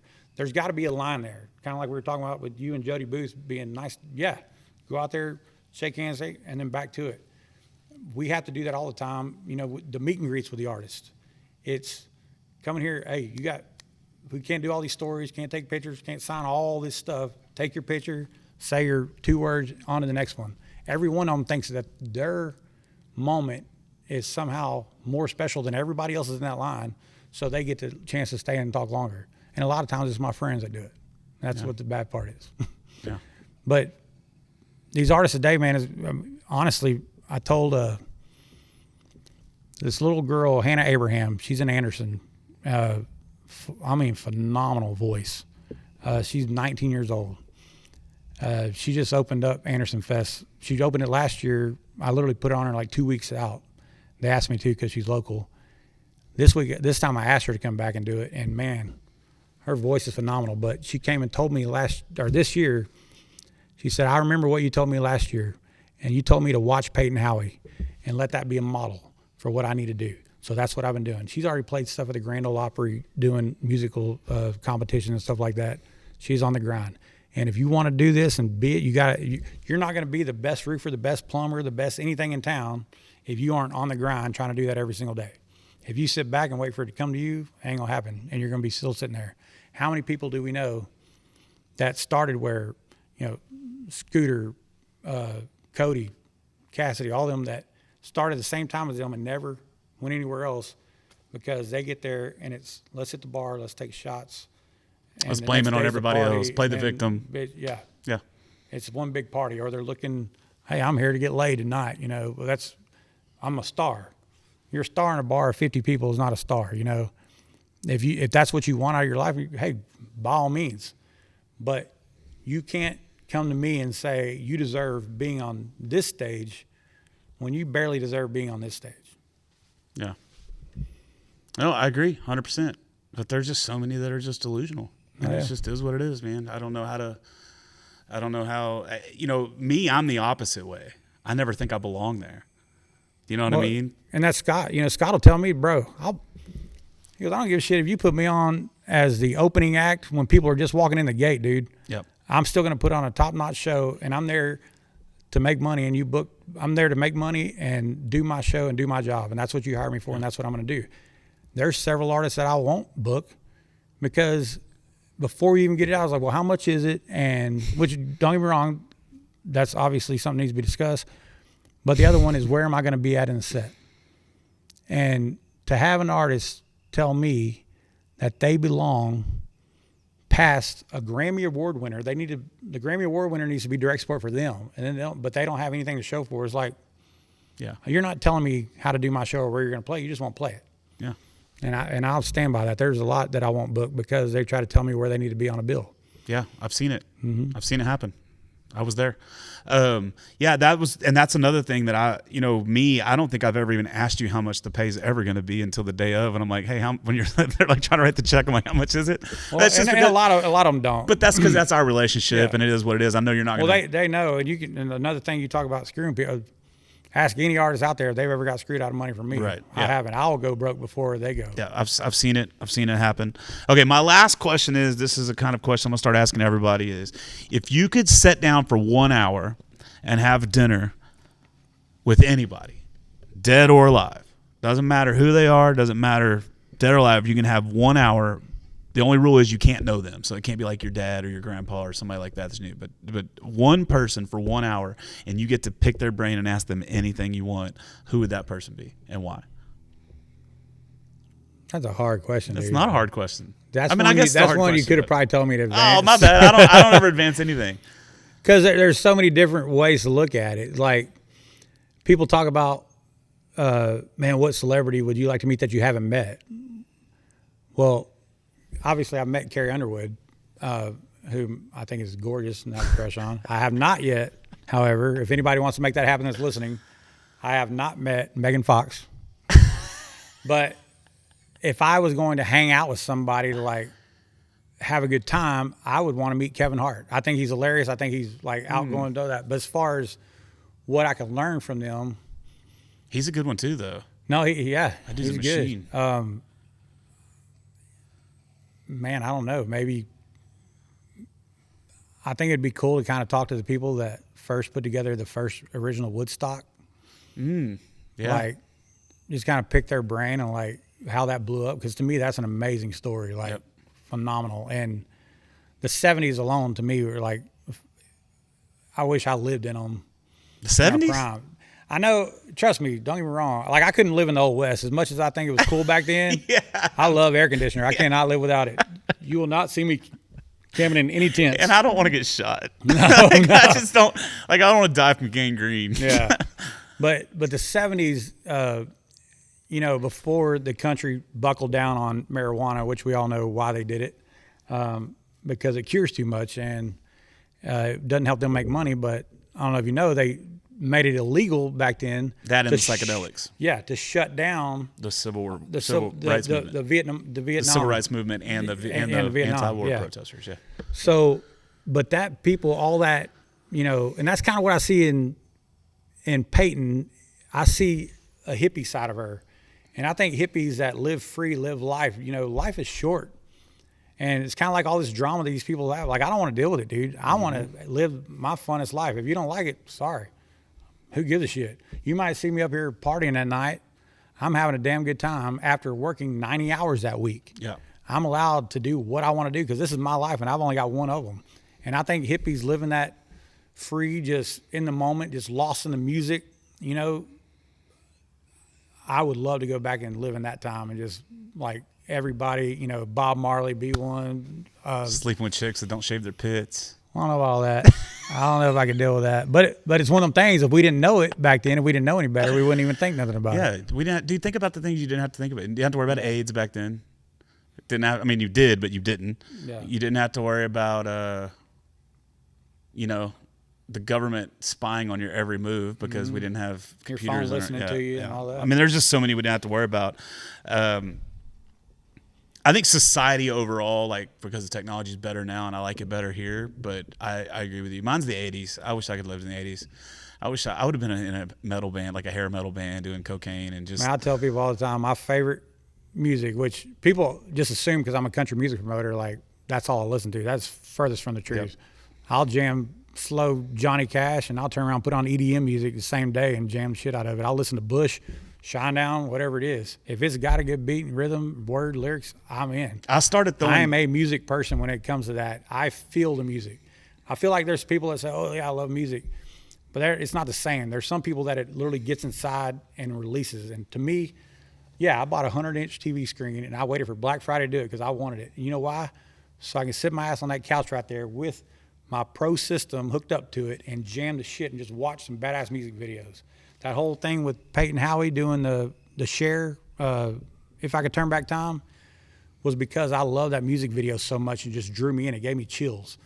I went to Nashville and I was with Scott. And I said, here, I gave my Beats headphones. I said, put this up to your face, watch it as close as you can without blurring. Put these on, do not interrupt, just listen to it. He gets done, he's like, bro, chills. You talking about her playing that song? No, of Cher's video, doing it on the battleship with all the sailors and stuff. So I said, you know, you go listen to, I can't think of their name, Roxette. She did a video in an abandoned castle. The roof was gone, everything, on the Norway coast from the 1500s. And this video is just badass. And it makes you think, like, back then, dude, we looked forward to all those badass music videos. I could sit at home all day on Saturday watching MTV or VH1 and just watch all these badass music videos. And don't get me wrong, there's some people doing it. It's not the same. It's not like the Tracy Lawrence or the Travis Tritt where it's like coming in from this song, channeling to this next one, and the next one, like being a story. That's what I tried to do. And actually acting out and showing it all. And showing that, when I saw that, I said, dude, this is Peyton. I said, Peyton, you've got to do this song. And I kind of talked to her about it. She said, yeah, I'll learn it. So I finally like, hey, when I say you got to learn it, like, I'm serious. Like, you tell me I do a lot for you. This is what I want you to do for me. She goes, Charlie, I'm serious. We're already learning it. We'll play it at Anderson Fest. Like, don't play with my heart, dude. And I'm telling you right now, I ain't gonna lie. I'm a grown-ass man. There was a tear in my eyes when she played it because she freaking nailed it. And I told her already, you do that and you get your band to master that, I will pay for it to be cut, and I will get us on the Battleship of Texas or one of these ships still around here and redo that music video. Hell yeah. and that's gonna be That's awesome. badass. Well, you're the reason why I started putting 90s rock covers into my original country set. Mm-hmm. Like, and especially this last festival we did, every third song we did was a 90s rock cover. And what it do? Everybody's like jamming, dude. Yeah. And that's That's what I I say. All the country people, they all know that music. They all love it. Yeah. Like, unless it's like old school Hank Williams Sr. country, they know it and they jam it. Yeah. You know? You can't. Everybody on the planet loves the intro for Enter Sandman. Mm-hmm. Everybody. I mean, Oh, I know yeah. that's not 90s. That's 80s. Is that 80s? What's that? Enter Sandman. Is the Black Oh. Album 80s or 90s? I think it's early 90s or 89 maybe. I don't But know. I just meant, like, you know, when you play those, like, Cumbersome, you know, you play that song. Everybody knows that song. All right, buddy. Hey, let's get out of here. Dude, thank you so much for sitting down with me. I know I've been hassling you about this for like a year now. And, I'll tell you hassled me enough because I've literally never agreed to do a podcast before, and I've been asked for years. and now you have. And what do you think? Would you have fun? It wasn't bad at all. not I bad didn't at even all. feel that camera, even though it's still blinking at me. Easy peasy. All right, buddy. You didn't say anything that you're going to regret. I didn't say anything I was going to regret for once. Normally I have. I don't think so. I just leave them in there. I just leave everything in there. Nah, we're good. You can leave them all in there. Give a shout out to these guys right here. Oh, yeah. Barsh Automotive, my El Numero Uno sponsor. Chad Prather. Chad's not my sponsor, but he's my friend, and his koozie was next to him, so I grabbed it too. And he's a really good kisser. There's very a good there's a video on TikTok that went viral about mine and his epic kiss. He's a sexy guy for being way over middle aged. Yeah. TireLink is the dude. TireLink is not my sponsor. I did ask him, and he said no. Only because he's maxed out on sponsors. But doesn't matter. But even without that, every time I go in there, they take care of me big yeah. time. And it's like if you're in the Montgomery County area or Atascocita or any of those places, TireLink is literally like having your own pit crew. I'm not They kidding. are, dude. You walk in there, it's not like Discount Time Tire. is money. Time Yeah, is money. it is You not don't like sit at Discount Tire. for 2 hours. Yeah. You go in there and you're in and out. Yep. You know the funny thing about Discount Tire to me is you go in there and they're always have KSBJ on. They always have Christian music playing. And I'm Good way like, not to be biased. you're playing this Christian music while just ramming me right up the butt. It's kind of weird. That's why I think every time I go in there. So that's why I go to TireLink. I watched a thing of last thing I'll say, but I watched a America's Got Talent little reel this morning, and I actually shared it. I don't hardly ever share anybody's music, but I shared it because it was phenomenal. They had phenomenal harmonies, everything, and standing ovation. But what's his name? The comic on there, Howie. Mm-hmm. Howie did not like it. He voted no. You know why? Because they did Christian music.